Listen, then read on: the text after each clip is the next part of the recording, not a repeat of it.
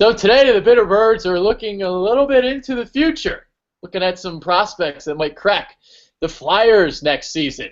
Caleb Weiler and Brian Wright are both here. I'm Adrian Bedque. This should be a fun show talking about the rising stars of the Flyers organization. Yeah, definitely. There are a lot of players coming up, a lot of players who are in juniors right now, and a lot of players who play in the farm team if they don't make the team. The future's looking really bright for the Flyers, and I'm excited to see what's coming next. Couldn't agree more. We have, much like the other teams in Philadelphia, the Flyers definitely have a bright future with Ron Hextall at the helm, and he's going to bring the young kids along slowly and not rush them, and I think we could have a very strong team in a couple of years, possibly next year. Yeah. There's a lot of depth on defense, and it starts up top with Ivan Provorov, and he's the big name. He's probably the top prospect in the organization. So what do you guys think of Provorov? Is he a guy that you think can make the team out of camp?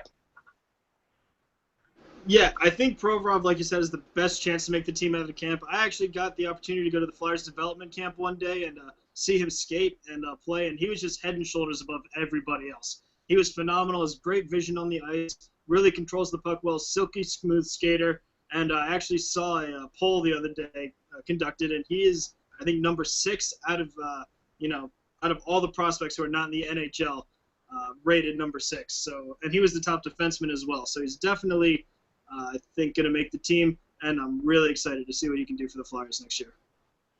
Yeah, I definitely have to echo what Caleb said there. Provorov is definitely the top prospect in the Flyers system. Drafted 7th overall a couple of years ago. They were saying on draft night that he was ready for the NHL then, and he only won when he went to juniors. He dominated juniors and won the defenseman of the year for the Brandon Wheat Kings. I did not get a chance to go to development camp as I live like almost 2 hours away, but from what I've seen of him, he's a very smooth skater. He walks the line well. He gets his shot away accurately. He jumps up into the play very well.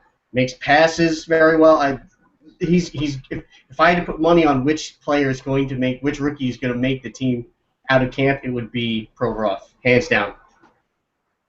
Now, Provorov isn't the only name that's pretty solid on the defensive end. I talked about how the Flyers have all this depth on defense. Who are some other guys you got your eye on?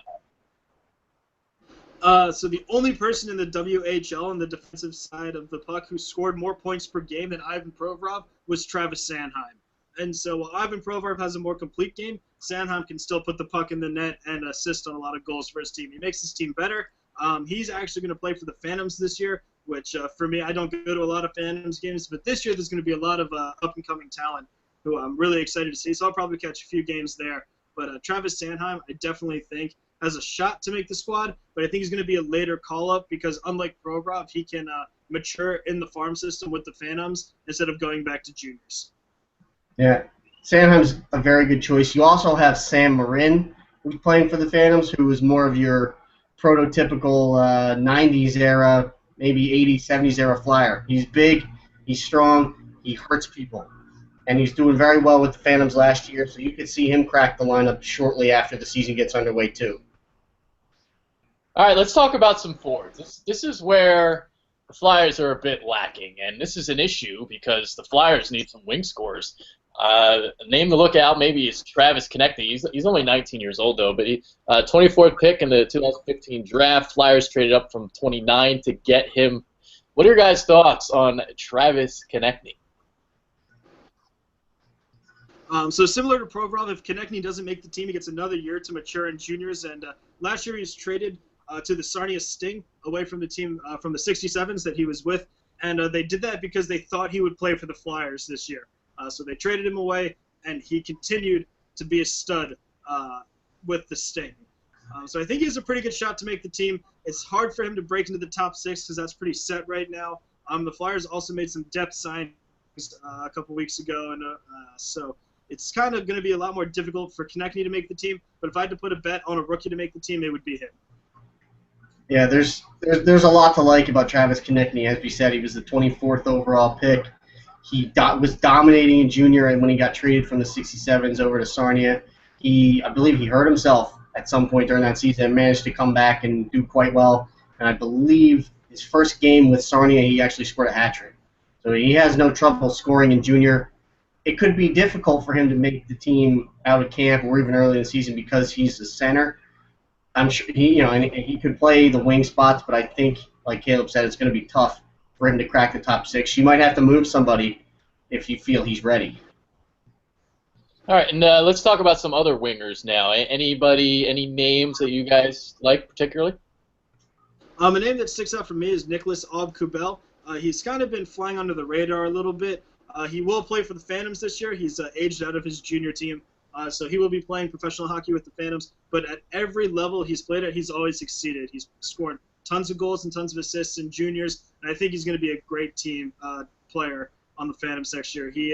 I got to see him also at development camp. He's a bigger guy, and I think once he gets to use that body and get a feel for the pro game, he's going to be a really good player for the Phantoms.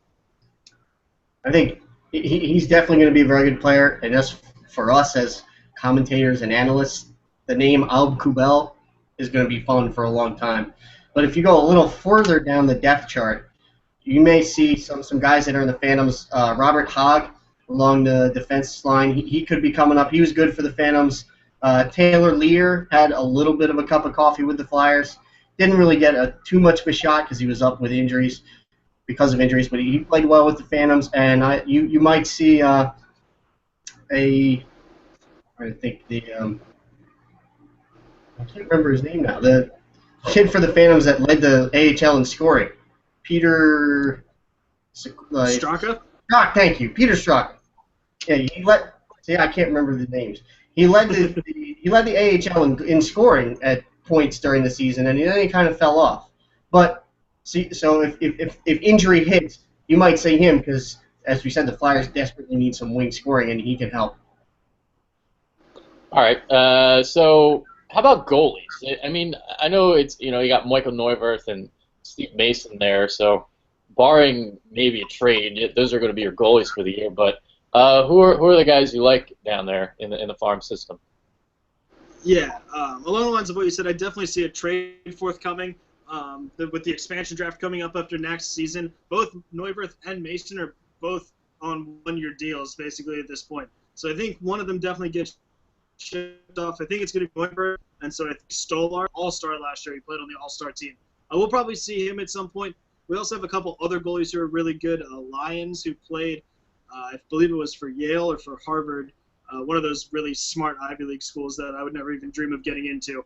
And he just scored, played phenomenal out of his mind, great stats. So you could see him crack the roster at some point as well. And the Flyers have really just been stocking up on goalies. So I definitely think we see Stolars at some point and maybe Lyons as well.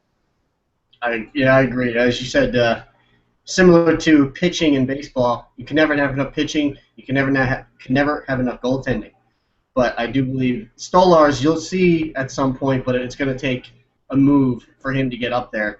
I actually like Neuwirth better than Mason, so maybe I would think you might lean towards trade. They might lean towards trading Mason if Stolars is going to make an impact, but it's going to be tough. Yeah. All right, let's get back to, not only Provorov, but let's talk about who can make the biggest impact on the Flyers this season. So obviously Provorov's the name that we're thinking, but who are the other 2 or 3 guys? Sorry, so you cut out a little bit there. Yeah, yeah. You hear me? Yeah, I can hear you now. Okay. So I assume you're asking who's going to make the biggest impact, and yeah. I'm actually going to go on the flip side. I'm going to say that Konechny, if he makes the team, is going to make the biggest improvement for the Flyers because they need a lot of secondary scoring, while having Provorov on the back end is going to be awesome and really good for the team. Konechny is going to be able to come in, and if he makes the squad, hopefully slip into a top 6 role because you don't want to waste him in a bottom 6 capacity. And he's going to go in there. He's going to score a lot of points. Hopefully he's going to make Couturier better offensively as well as whoever's going to play on that line with him, whether it be Simmons, Voracek, or Shen on that line with them. So I think Konechny definitely has the best chance overall to make the Flyers a better squad.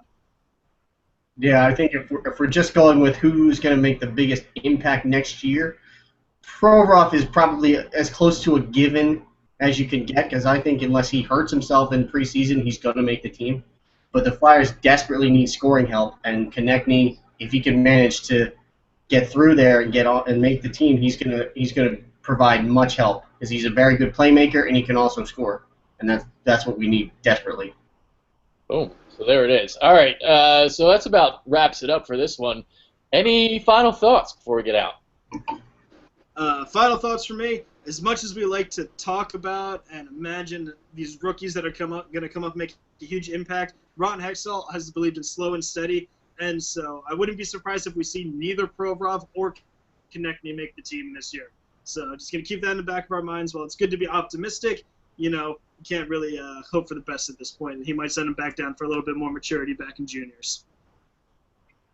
Yeah, as much as I would love to see Provorov crack the roster right out of the gate here, Hextall has proven when he was in LA that he knows what he's doing, and slow and steady is always the way to go. Other final thoughts: the Union, as I always have to get in there, rallied from a 2-0 deficit at home to get a draw, and they've got a U.S. Open Cup game on Wednesday. So as of now, our soccer team is still the best team in the city with a second place standing right now. Get out to a game. Do it. You'll enjoy it. We'll have to do another Union show then.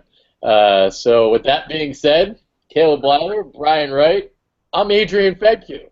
And yes, we will do a Union show. Woohoo! Peace out. Hey.